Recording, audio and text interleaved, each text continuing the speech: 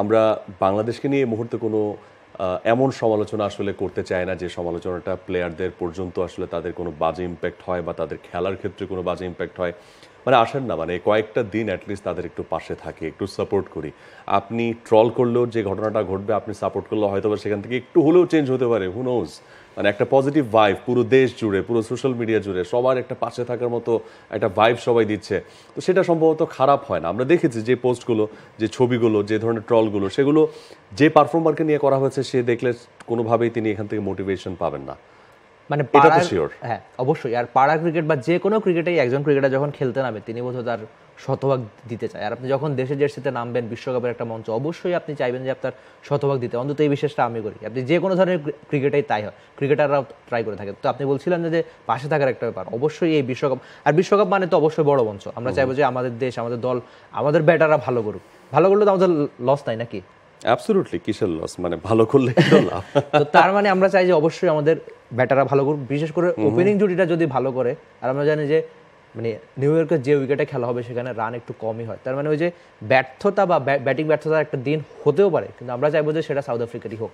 Absolutely, সেটা হলে তো একদমই মন্দ হয় না। এবং সাউথ আফ্রিকার সঙ্গে বাংলাদেশ যখন মুখোমুখি হতে যাচ্ছে তখন আমরা একটু দুই দলের হেড টু হেডটা একটু দেখে নেই।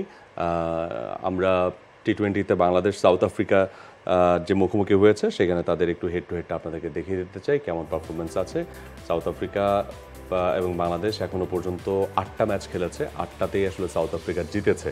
এবং তারপর যদি আমরা বিশ্বকাপে এই দুই দলের হেড টু হেডটা একটু দেখি সেখানে আসলে কি অবস্থা, তার মানে এই জায়গা থেকেও যদিও সেই জায়গাটার হিসাবটা আসলে ক্যালকুলেট করে ফেলা যায়। ওভারঅল টি-20তে যদি 8টা ম্যাচ বাংলাদেশ খেলে থাকে, 8টাই হেরে থাকে, তার মানে সেটার ভিতরে তো বিশ্বকাপের ম্যাচগুলোও আছে। বিশ্বকাপে বাংলাদেশ 3বার খেলেছে, 3বারই হেরেছে। সো এই সাউথ আফ্রিকার বিপক্ষেই বাংলাদেশ জিততে চায়, যাদের বিপক্ষে এখনো পর্যন্ত টি-20 ফরম্যাটে জয় নেই। এবং সেটা অসম্ভব বলে উড়িয়ে দেওয়া যাবে না। এই বিশ্বকাপে যে ঘটন এবং অঘটন ঘটছে সেখান থেকে আপনি যদি অঘটন হিসেবেও চিন্তা করতে চান যে বাংলাদেশ সাউথ আফ্রিকাকে হারিয়ে দেওয়াটা অঘটন, সেটাও সম্ভব। তবে আরেকটা ব্যাপার কি, জিতলে আমরা একেবারে সুপার এইটের খুব কাছে চলে যাব, এটাও একটা বাড়তি পাওনা হতে পারে। অন্তত প্লেয়াররা মাঠে নামার আগে এই তাগিদটা অনুভব করবেন। আর প্রথম ম্যাচে আপনি প্রতিদ্বন্দ্বী চির প্রতিদ্বন্দ্বী চাইলে বলতেই পারি শ্রীলঙ্কাকে, তাদের সঙ্গে দারুণ একটা জয়, সেই জয়ের আত্মবিশ্বাসটা কাজে লাগিয়ে যদি পরের ম্যাচটা জিতে যায়। আর আসল মানে এটা আমি একটা বোনাস পয়েন্ট হিসেবে দেখছি, মানে নাসাউ কাউন্টি ক্রিকেটে নিউ ইয়র্কের যে উইকেটে খেলা হবে সেটা আমাদের মিরপুর বা মিরপুর মানের আমি বলতে পারি কোট আনকোট। মানে রান যেভাবে কম হচ্ছে, 120 হতে যেন একেবারে ঘাম ছুটে যাচ্ছে। আমাদের ক্রিকেটাররা, আমাদের ব্যাটাররা, আমাদের বোলাররা কিন্তু এমন উইকেটে খেলতে অভ্যস্ত। মানে 120-এর উইকেটে কিন্তু আমরা প্রায়শই খেলি, বিপিএলটা খেলি, প্রায় আমাদের টি-20 ম্যাচ খেলি, খুব বেশি খেলে থাকি।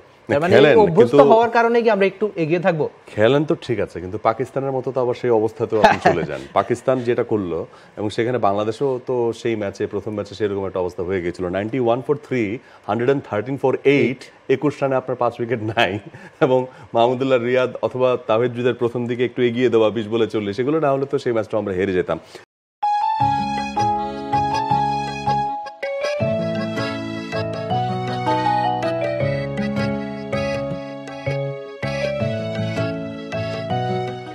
For more updates, subscribe to our YouTube channel and click on the bell icon.